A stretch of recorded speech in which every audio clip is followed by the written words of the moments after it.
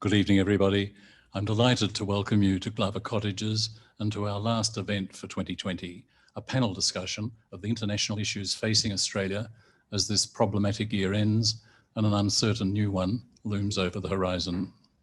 Our panellists are Geoff Miller, Professor Jocelyn Chey, and Dr. Jonathan Symons. They'll each speak to us for around 8 minutes and then discuss points of interest raised for them by each other's presentations.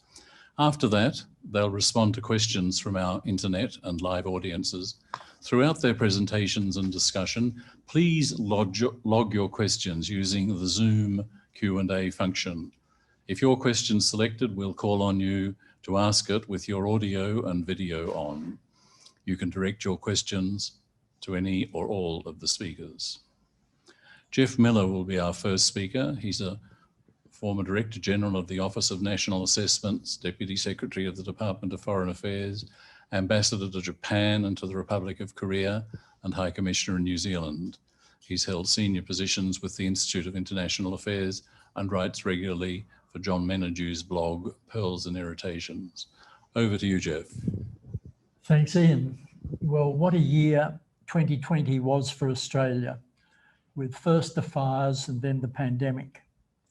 Now at the end of it, we're still confronted with the challenges of climate change, now in the shape of floods, not fires, and our Prime Minister is unable to get a speaking slot at an international climate change conference.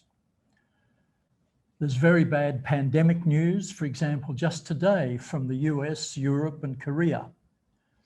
We're in the middle still of a really wild presidential transition in the United States. And for us, the challenge of China's apparently chosen tactic of coercive diplomacy via its Global Times newspaper. In regard to the future, and while acknowledging the importance and roles of others, the main geopolitical question is, of course, US-China. And a very important part of the US-China question is that so many in the US see China as an existential competitor, a mortal threat, and in that competition will say and do nearly anything. Many in the US will expect us to support them in that confrontational approach. And indeed, to a considerable extent, that's what our present and recent governments have been doing. However, I agree with the Secretary of the Department of Foreign Affairs and Trade, Francis Adamson, who in a major speech on 25th November said inter alia that more and more the US has to share power. She said that we have to acknowledge that the US cannot be expected to lead in the way it once did. Now, do Americans acknowledge that? Some do. You'll recall the famous Bill Clinton quote that the US should seek to shape a world that it will be happy to live in when it is no longer top dog. But it's clear that many don't. And of course, China feeling its oats is not an easy country to deal with, as we are experiencing just now. We remember its former foreign minister at an ASEAN Plus meeting in Hanoi some years ago, saying that you are small countries while China is a big country. And in a mirror image of the United States, many Chinese are convinced that the US is determined to keep China down and are determined not to submit. China's current treatment of us is another question, which perhaps we'll discuss later. Anyway, the other two panelists are much better qualified than I to talk about the two confronting issues of climate change and US-China. My task is to discuss, or at least mention, some other topics which will be important in the post-2020 world. They include the pandemic, with its health requirements and associated work from home, has substantially promoted the increased role of the online world, including electronic data collection and use, and indeed in communications of all kinds. Social media has become more pervasive, with its attendant fake news, deep fakes, and alternative facts. The power of big data and of the giant technology companies like Google and Facebook will be an issue into the future, as indeed it is now, with the government's current effort to get a share of tech company profits for Australian news media companies. This leads us to cyber generally, the perfect weapon, capable of doing or preparing to do enormous damage, but done in a covert, unattributable world, neither war nor peace, and thus a field for alarming, but to the public unverifiable, allegations and accusations. Third, hitherto practically unquestioned, globalisation has also been called into question, given the way in which the pandemic has exposed problems of shortages and with supply chains, and has prevented the normal movement of peoples for tourism and migration. Globalisation has also been seen as a guilty party in the problems of job loss and unemployment caused, nowhere more strikingly than in the United States, by outsourcing and technological development. There's still a strong belief in the benefits, including wealth and employment creation, that international trade and exchanges bring. But it's become more and more clear that effective measures, like effective retraining, are needed to compensate for disruptions caused. The pandemic has had mixed effects on views of governance and government, depending on how effective the government in question has been. A common comment has been that in responding to the virus, the important thing has not been whether a government was authoritarian or democratic, but whether it was competent. Other governance challenges have become prominent too, with the rise of populism, challenges to democratic institutions, and greater awareness of inequality and racism. The United States' withdrawal from positive participation in a number of international institutions of governance has also had serious effects. For example, in regard to the World Trade Organization and the Paris Agreement on climate change. And remedial action will be necessary, not least by the United States itself, but not confined to it. There are also countries or groups of countries, important both in themselves and to us, that we should think about a bit more deeply than we usually do. Some of them are countries often spoken of as those we should seek to work with more closely, given China's assertiveness. But that's not so simple, and nor are the countries in question simple. For example, India is often spoken of by Western leaders as sharing Western values, but its Prime Minister, Narendra Modi, has his political origins in the RSS, which is a right-wing Hindu society characterised by its support for a Hindu Raj and discrimination against India's very large Muslim minority. India's tradition of non-alignment and avoiding alliances is also very strong. We believe we have good relations with Indonesia, our large and rising neighbour, but we need to be aware of the strong current of fundamentalist Islam now apparent there, and also aware of Indonesia's apparent suspicion of us over our alleged neighbouring of West Irian independence activists, a suspicion that reportedly led to the creation by an Indonesian web team of a fake person, a pro-Indonesian Australian journalist who doesn't exist.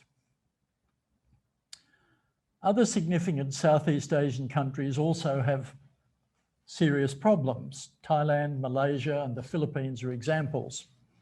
But Southeast Asia as a whole is a prospering, developing region, a home for investment, North Asia having discovered Southeast Asia, and careful balancing between the US and China.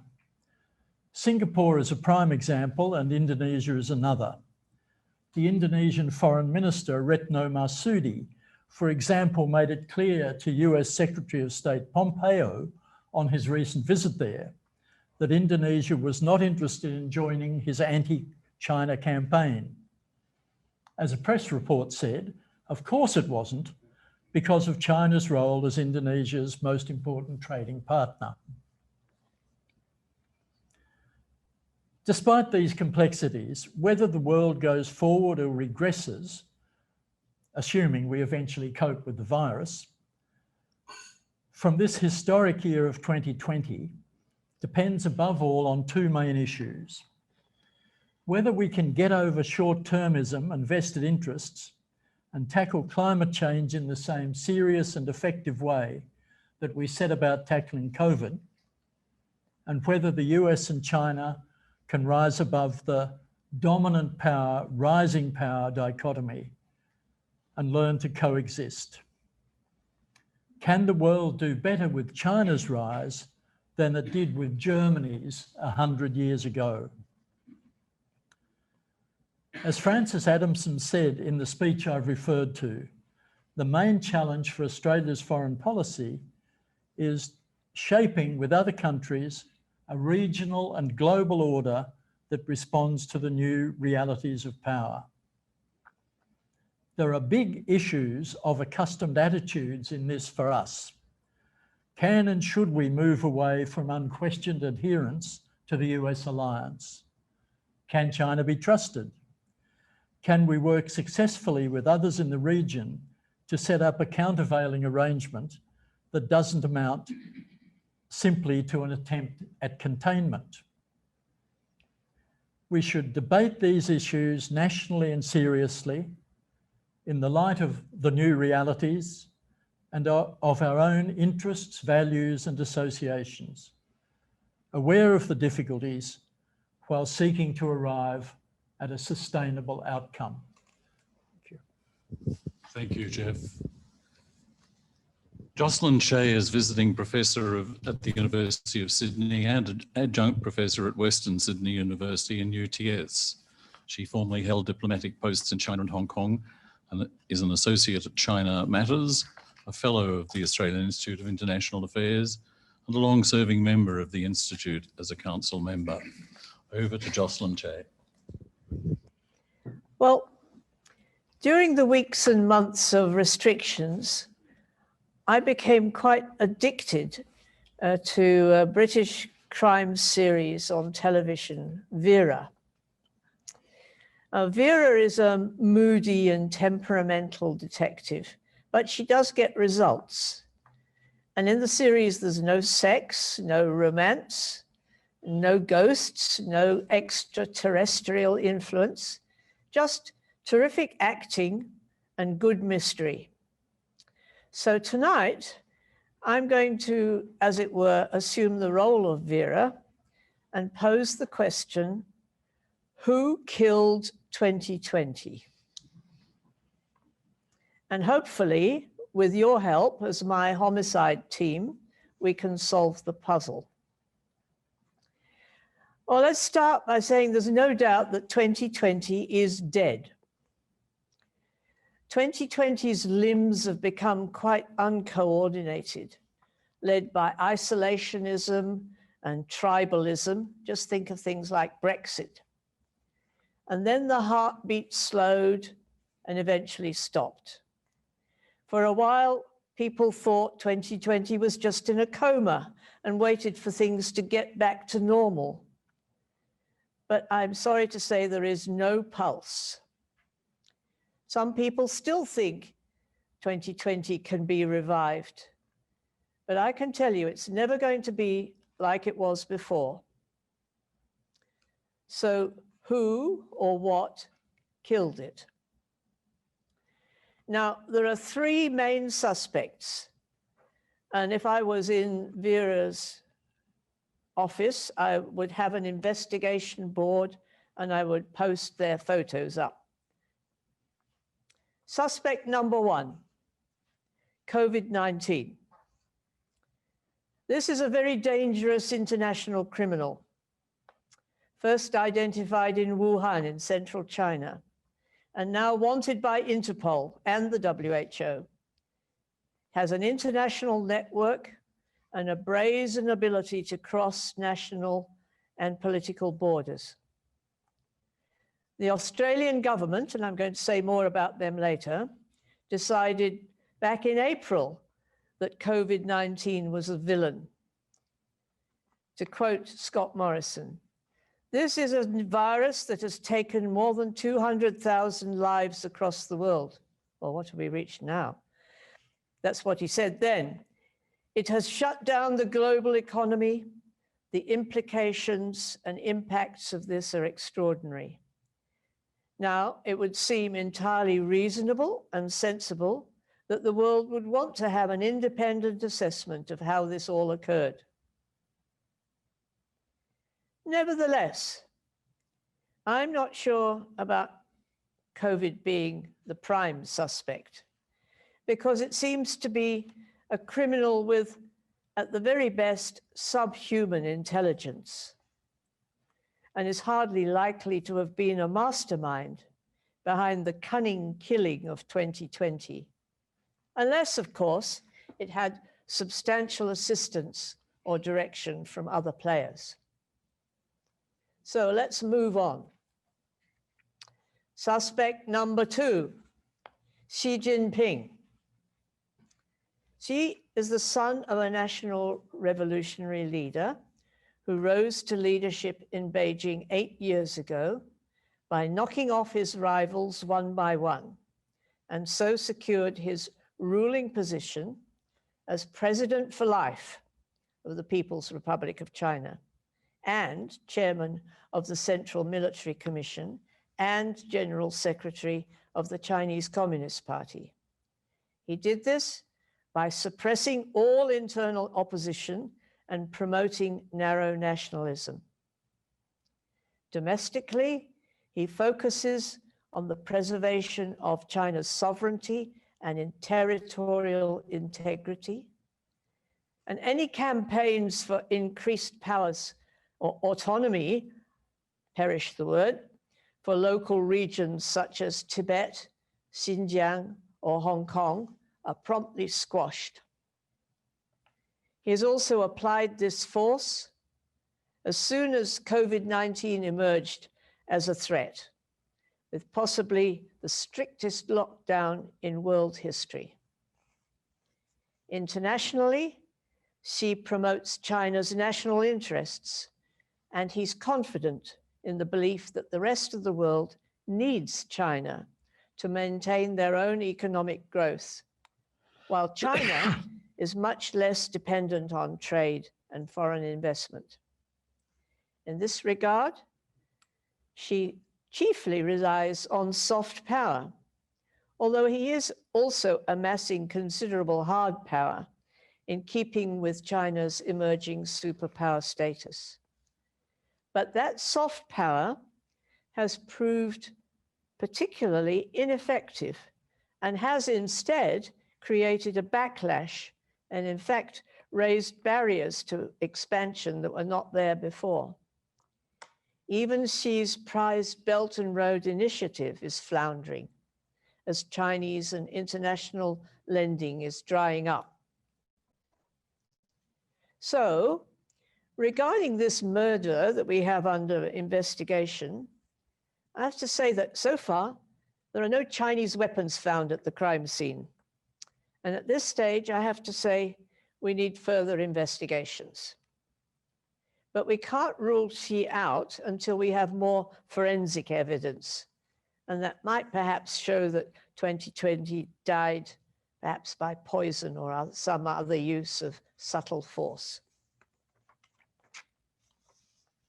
The next suspect would like us to believe that he is the greatest in every respect, including presumably the death we're investigating. So we have to put him on the investigation board, and that's suspect 3, Donald Trump.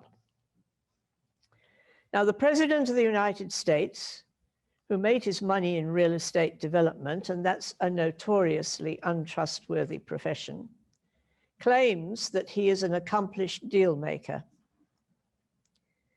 Early this year, he spruiked what he called the biggest deal ever seen.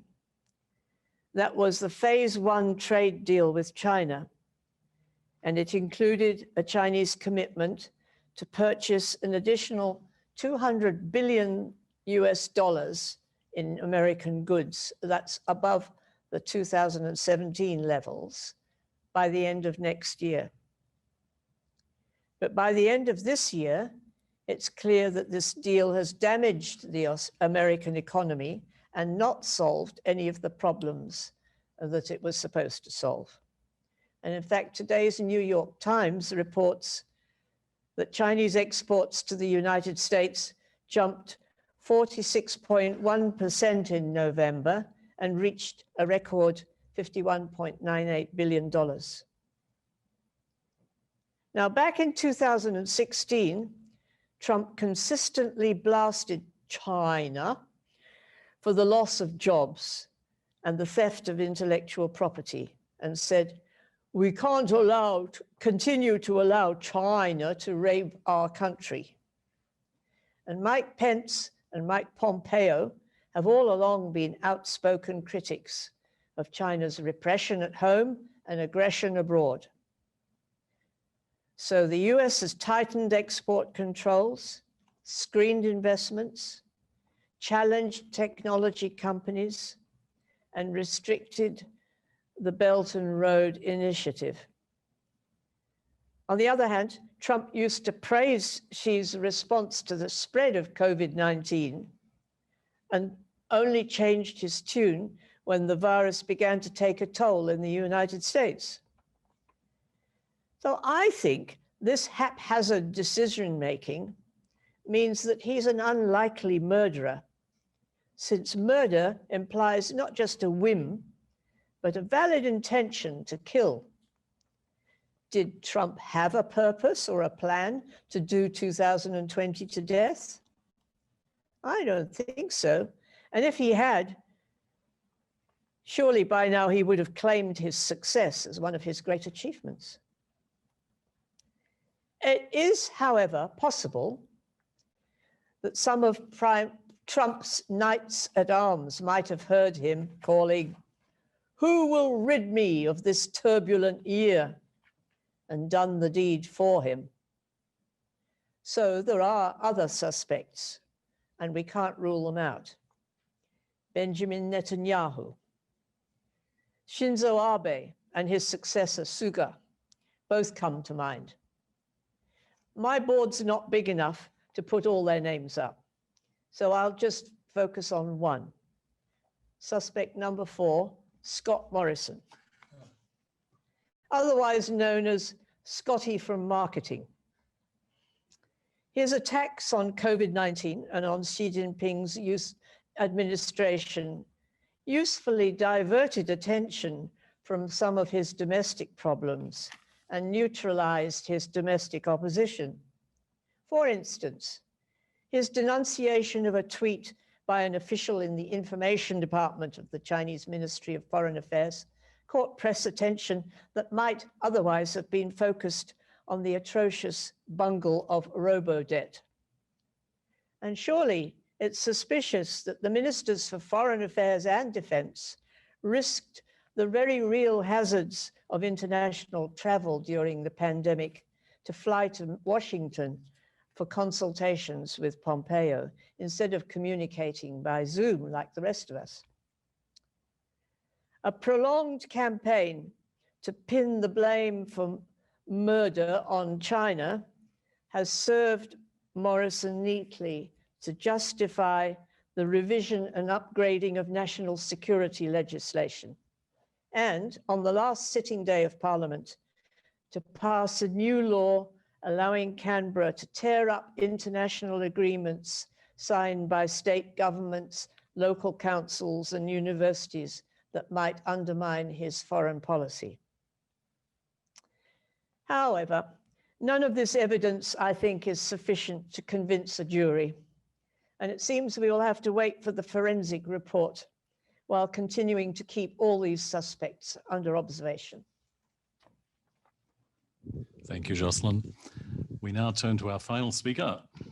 Jonathan Symons is a senior lecturer in politics and international relations at Macquarie University. He focuses on climate change politics, including debates over solar geoengineering and carbon dioxide removal. His 2019 book, Eco-Modernism, explores the argument for increased government investment in low-carbon innovation. Over to you, Jonathan. Thanks very much. So thinking about climate politics is always an odd thing because at one level it's about the most important issue there is. But if we think that climate change is the highest agenda item in either domestic or foreign policy, then we tend to be misunderstanding it. So in order to peer into the near future, thinking about Australia and climate policy, I'm going to do three things. I'm going to begin by just outlining the big picture where we're at now, then describing the way in which I think about climate policy as something of a two-level game. And then I'll speak for a minute about the Biden administration and what its likely implications are for Australia's playing of that two-level game. So the big picture we're probably all familiar with. In recent months, a number of countries, Japan, South Korea, the European Union and China being leading among them, and also the policies of the incoming Biden administration pledge that these countries will reach, or these territories will reach, net zero emissions in most cases by 2050. And there's been growing pressure on Australia to do the same. So in one sense, it's a time of enormous optimism in the way, and if there's a hype cycle of climate politics, we're at a point where it looks like everything's happening right now. However, also in the last week, we've had the United Nations Environment Programme's latest emissions gap report, which confirms for us that even though 2020 is seeing, courtesy of the pandemic, a historical drop in greenhouse gas emissions after they've been increasing previously, that we are still on track for warming of approximately 3 degrees Celsius this century. The projections now, it may well be that thanks to a number of factors, but a combination of, so where global emissions reach is basically a race between the pace of economic growth and the pace of decarbonisation. So the pandemic and the economic slowdown associated with it has held back one part of that race, but it has not decelerated the pace of decarbonisation. So it looks right now as though we may be heading for a period of relatively flat global emissions, which currently is at about, well, in 2019, it was 52 gigatons of carbon dioxide globally. Now, what that means is that we are continuing to make the climate problem worse at a fairly constant rate on account of the fact that carbon dioxide is a stock pollutant. How bad global warming is, well, basically we're continuing to make the problem worse until we reach net zero. And there's no prospect, well, maybe, nothing in the current trends suggests we're going to reach that point anytime soon. As Geoff mentioned, during this week, Scott Morrison, along with many other leaders, such as Jacinda Ardern, was denied a speaking spot at the virtual Climate Ambition Summit that was hosted by the UK, France, along with the Pacific Islands Forum. And I think that's relevant, as in the Pacific Island Forum has been one of the places where Australia has got into sharpest problems in its international climate diplomacy. Overnight, we also had the announcement that the US Congress had reconciled a House and Senate bills to support basically a variety of new climate-related initiatives. And I think that this reconciled bill, with its support for small modular nuclear reactors, new battery technology, development of new battery technologies, carbon dioxide removal technologies, etc., gives us a sense of the direction of the possible direction of US climate policy under a Biden administration with a Republican-dominated Senate, if that indeed is the outcome of the Georgia election. So, in thinking about Australia's place in all of this, I think it's useful to think about climate policy as a two-level game. The old idea that the Australian government needs a policy that will win at elections domestically and also not do too much damage internationally. Now, if you are Matthias Cormann, you may well, it could well be that Cormann misses out on the OECD job that he covets on account of Australia's terrible reputation in climate policy. Australia's terrible reputation in climate policy also has serious issues in our relations with the Pacific Islands Forum. It has real consequences for us. However, it is not a predominant issue, as in it's not in the coming era. Great power relations, for example, the US-China relationship is going to be more important in Australia's foreign policy, in our treatment, in our relationship with the US, etc., more significant than our climate positioning, and our leaders are well aware of this. So I think there are three levels at which government needs to think about climate policy. One is in terms of the optics and how we regard countries. Germany, for example, with per capita greenhouse gas emissions well over double those of France or Sweden. Within the last decade, a track record of the pace of decarbonisation being similar to Australia's, has a reputation as a green leader. For very good reasons, the United States was regarded as a climate pariah under Trump and as a leader under Obama. However, the pace of decarbonisation in the US was pretty similar under both leaders, driven more by the reducing cost of natural gas and its displacement of coal, as well as the rollout of renewable energy. So basically it was driven by technology rather than by policy. Obviously the leaders were trying to push policy in different directions, but the end result was not that different if you just look at the pace of decarbonisation. There's questions of optics. Second is policy settings for near-term deployment. And in Australia, there is a puzzle right now because our government has policies that are not demanded of it by the private sector. It has policies that I think respond to ideological currents within the Liberal Party more than they do with any wider demands. Now, it is true, of course, that Australia is pulled in two directions. All of our major exports, our top four exports of iron ore, coal, natural gas, education-related travel, and tourism more generally, our biggest exports are all carbon-intensive exports. So our economy is pulled towards a kind of climate recalcitrance, even as much of our population is very concerned with the issues. So we are pulled in two directions.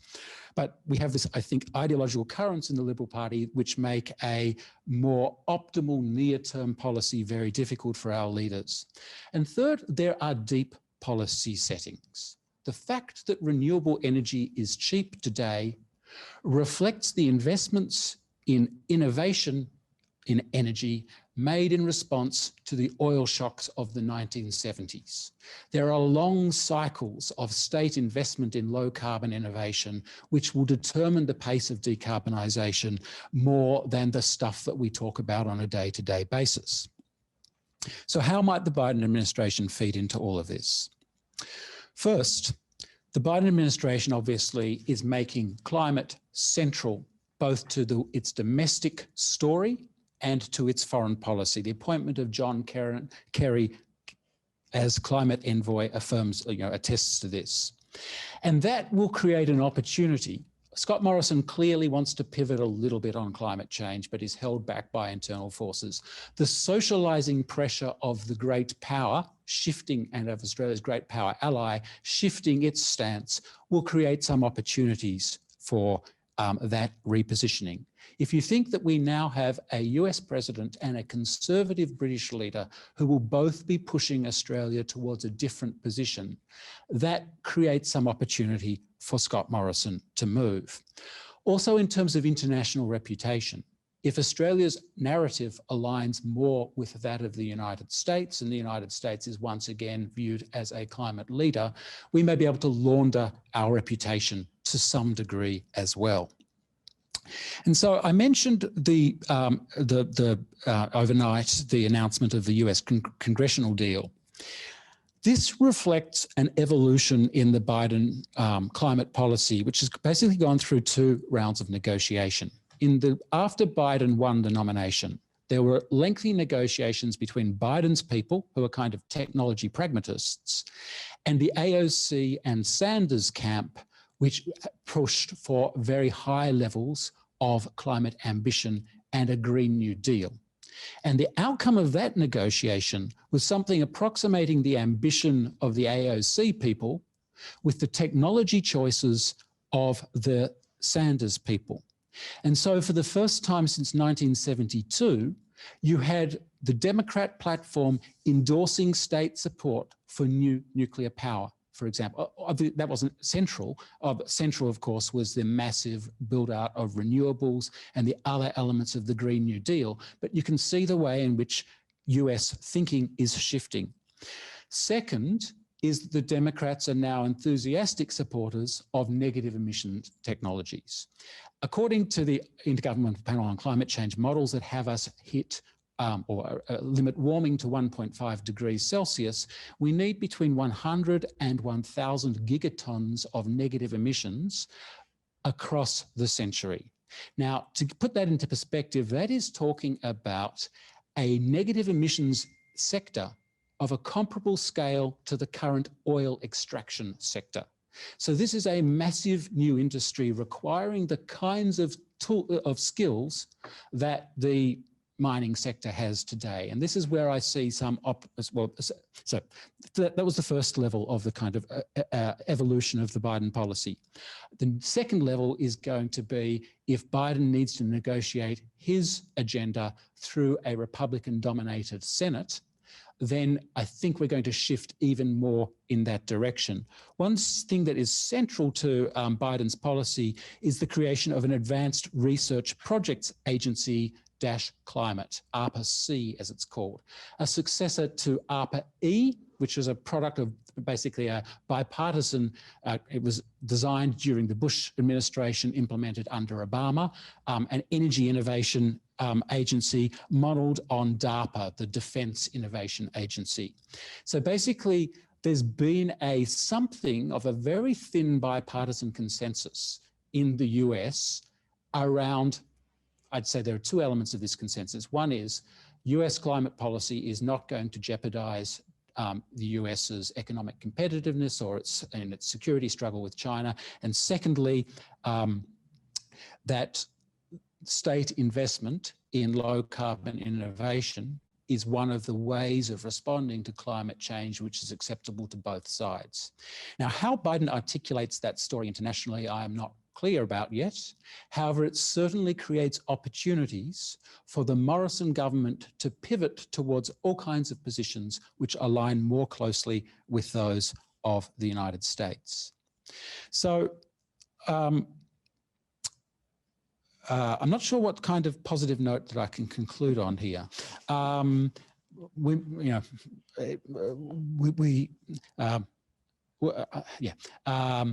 We may well be heading towards a world of 3 degrees of warming unless some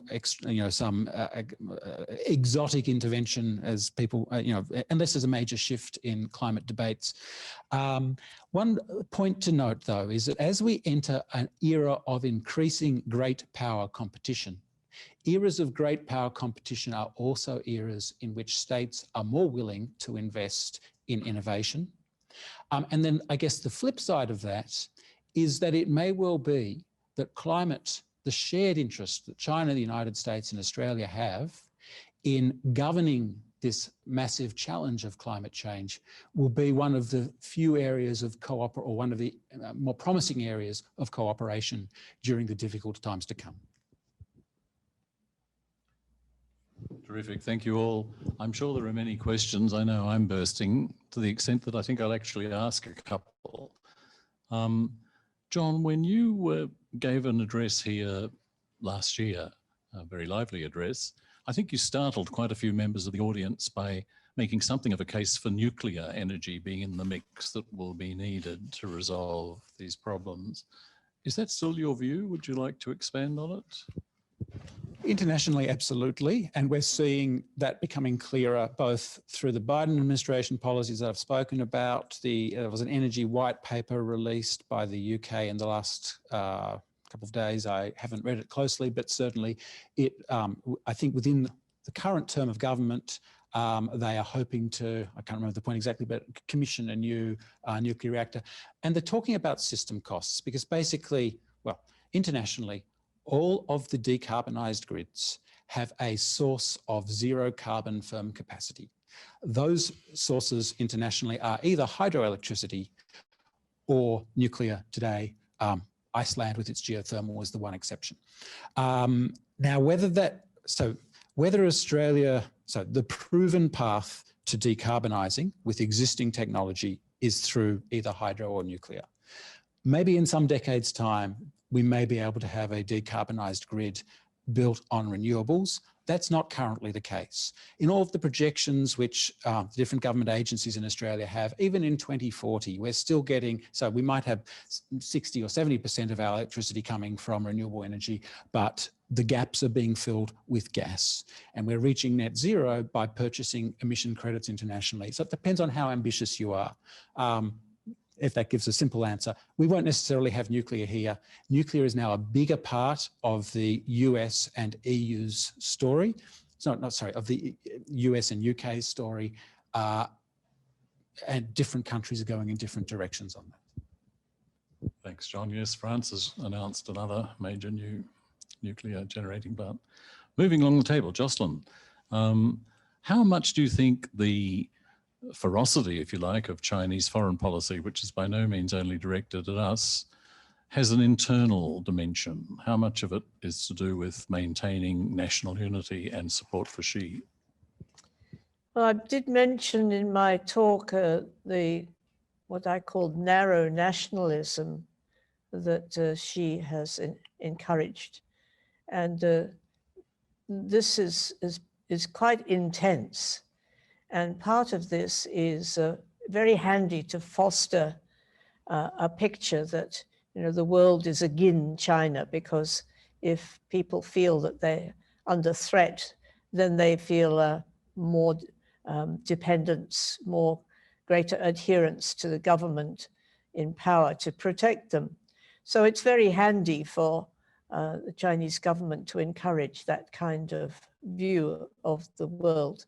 That the view as seen from Beijing is that the US is trying to do China in, to shackle, not just to hinder them from making progress, but actually to, as it were, to put them back in their box and contain them.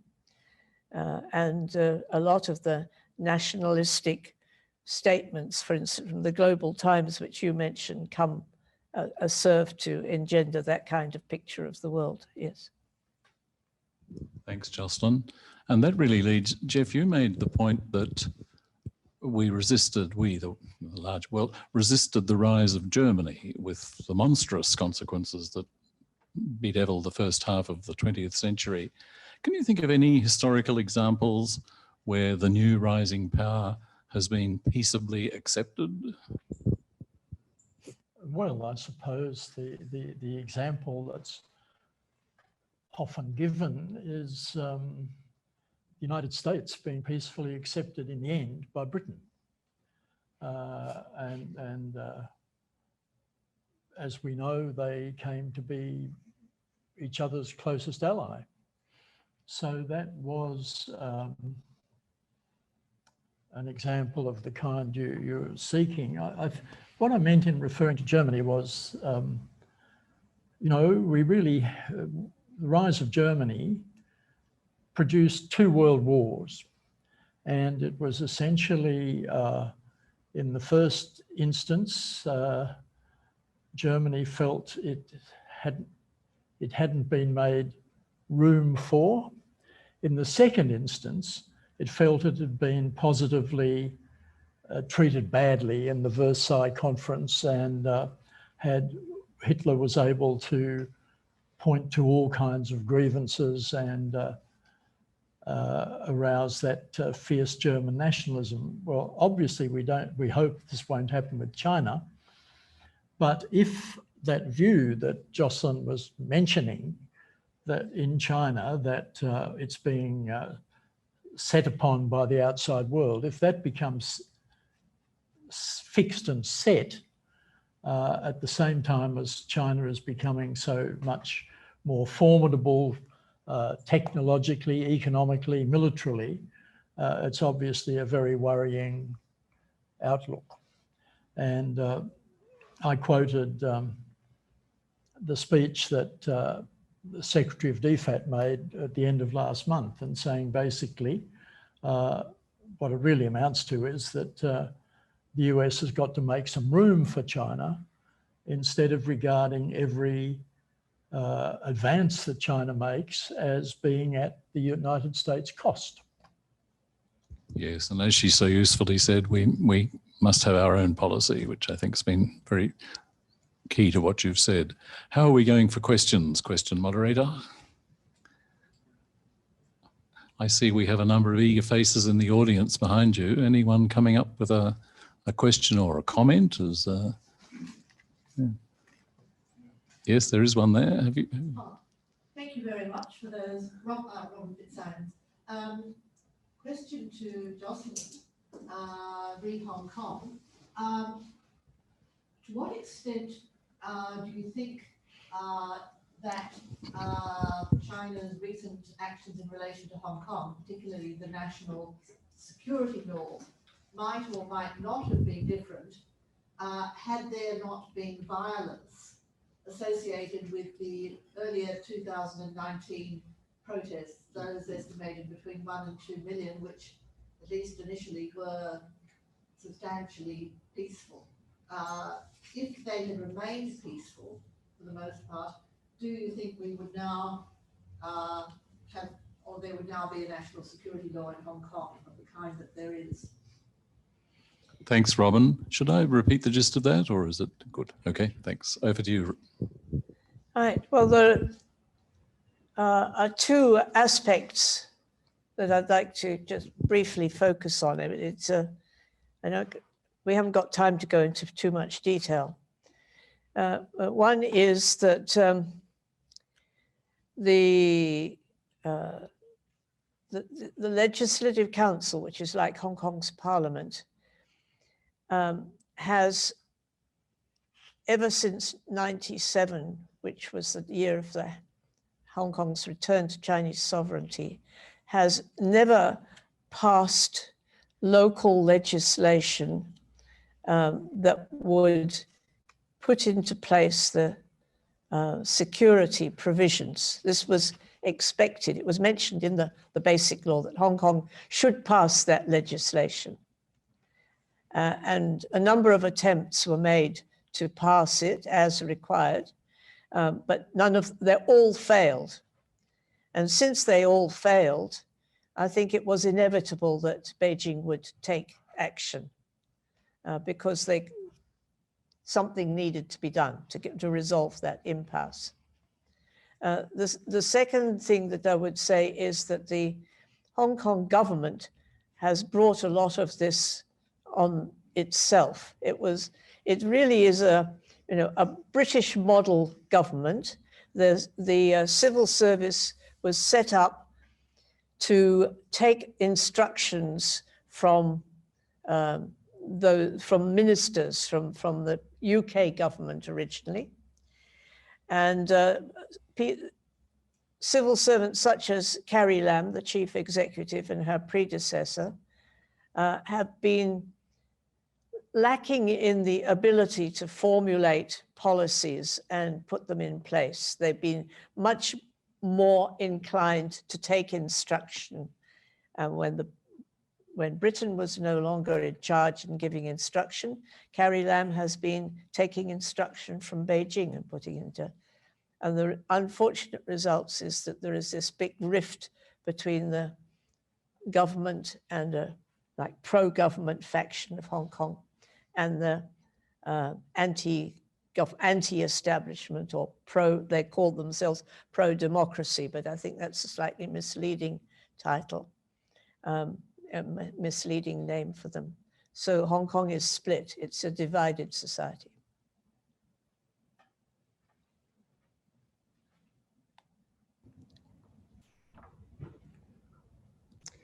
We have a question from viewer Nick. which is to the whole panel. And it goes, internationally, we have witnessed the effect digital tools have on the average citizen. One example is terminating social media accounts. As a result, people have started to question the political legitimacy of their democracy.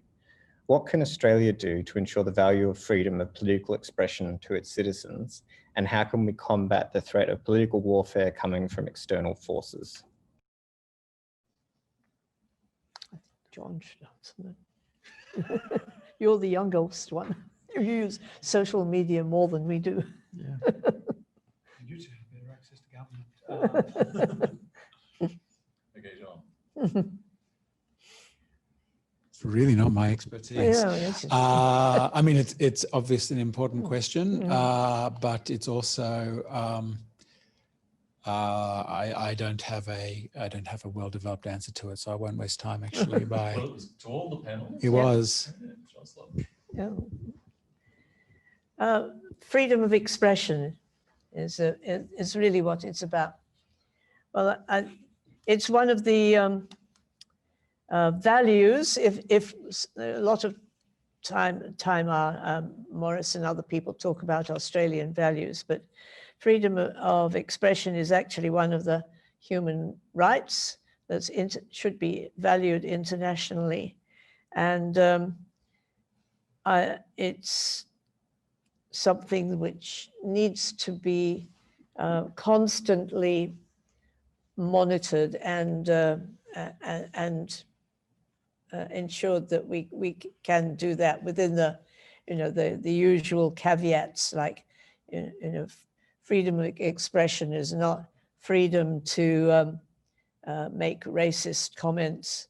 I think that during this year we have I was going actually to reflect on something that Geoff Miller said about the developments during this year and highlight I think the importance of the Black Lives Matter movement, which started in the United States and has spread around the world, because it seems to me that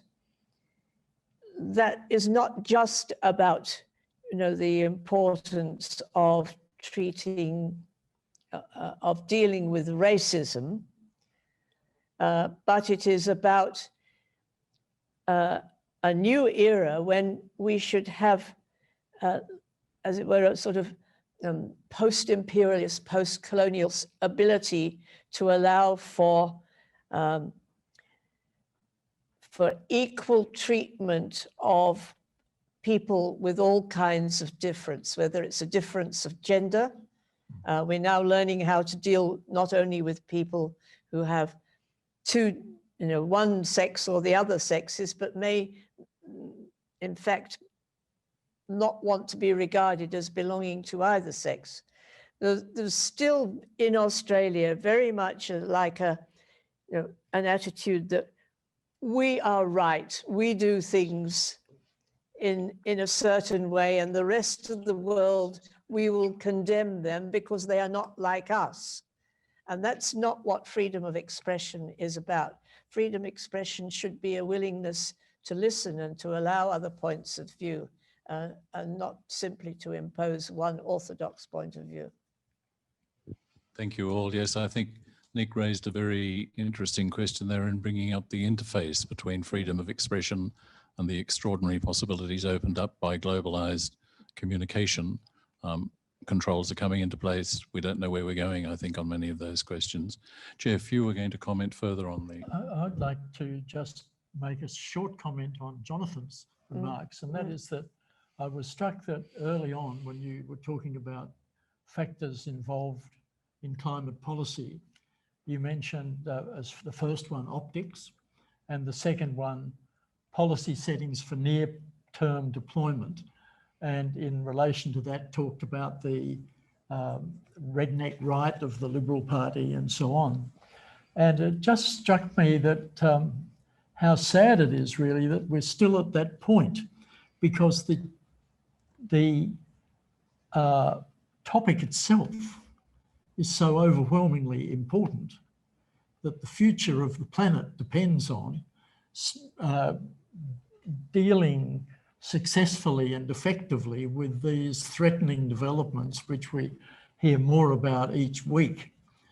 And to think that we're still stuck in having to see what will be optically attractive or persuasive, and that we can't, that whatever Scott Morrison wanted to do about climate change, he's limited because a few members of his party can't be budged from an absolutely unrealistic position, and a defying reality position, really.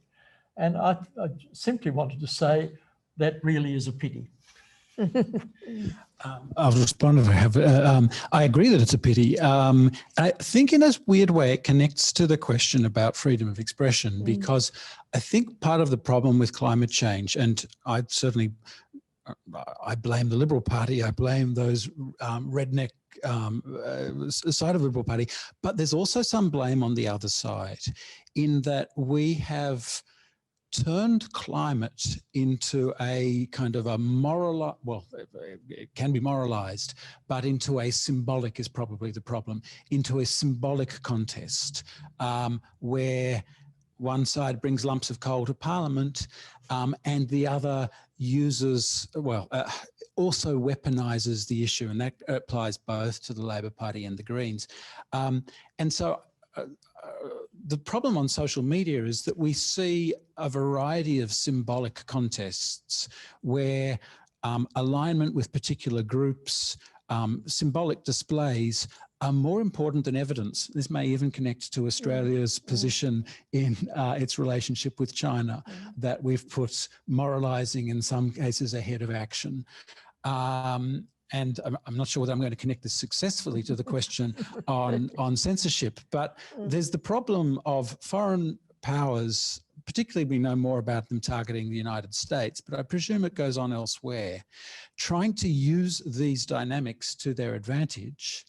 Then we have, presumably the question was concerned with the way in which Twitter silences accounts, etc. Twitter trying, and other social media platforms trying to respond to that, state agencies trying to respond to that, but it's not, I mean, how to square that circle is an enormously difficult challenge that I think actually involves, among other things, and I'm probably just repeating Jocelyn's point here, individual responsibility of not being drawn into those simple sectarian symbolic battles too much. Just a quick comment, and that is that nevertheless it is interesting that every state in the country and every substantial business organisation is much more prepared to take firm and decisive action on climate change issues than the federal parliament. And that is really an extraordinary state of events. Absolutely. When you speak to some of those insane climate denying Liberal MPs, they have a framework in their mind, which is basically the flip side of that advanced by Naomi Klein. That basically some of them think that if this is real, as in this is, then everything has to change and everything must not change. Do we have time for one more, or should we go off the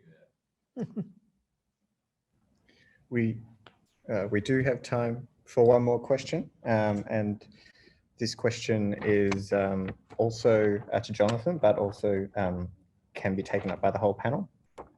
And it's one thing that we've seen with COVID is that a lot of disparate efforts to create a vaccine. Do you think this lack of cooperation between nations is bad news for cooperation on low carbon technology development? Yes and no. So I guess one of my central arguments around climate change is that investing in developing new technologies needs, it's not that that should be the only thing and that should not be a distraction from action, but that should be a bigger part of our climate response. And in COVID, we see a failure of cooperation, but hopefully that a innovation, as in the United States, you see both a failure of international cooperation and a failure of local cooperation, which is generating a disaster at a domestic level. hopefully we're going to see that innovation effort stand in for some of the things that you could achieve through cooperation. So yes, it is a depressing sign, but maybe there's lessons there as to there are multiple ways in which you can solve problems. Jocelyn. I think a lot of people are not aware of how much China has done in developing sustainable solutions to problems. And I think that so there has been some cooperation. For instance, battery storage is a technology where there's been cooperation between China and Australia. I'm sure there's room for a lot more scientific cooperation. And in fact, we shouldn't be hoodwinked by the government in thinking that these cooperative arrangements have ceased or are under threat.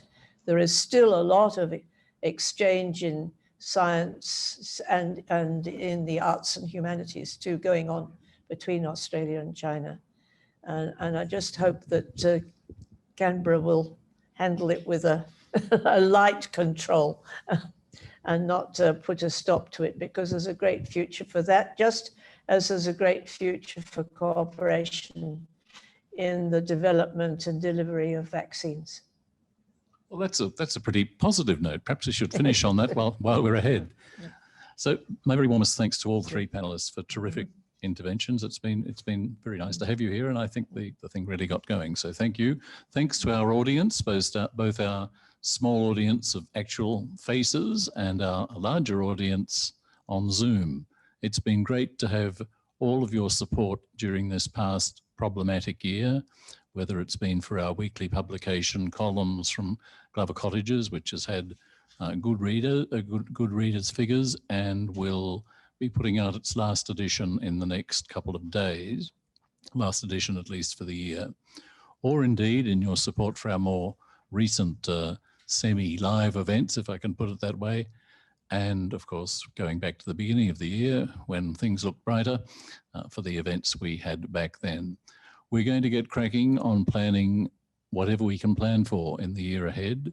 That certainly presents a murky picture, but we're grateful for your support, including a very lively renewal of memberships, despite the fact that there hasn't been all that much to come along to.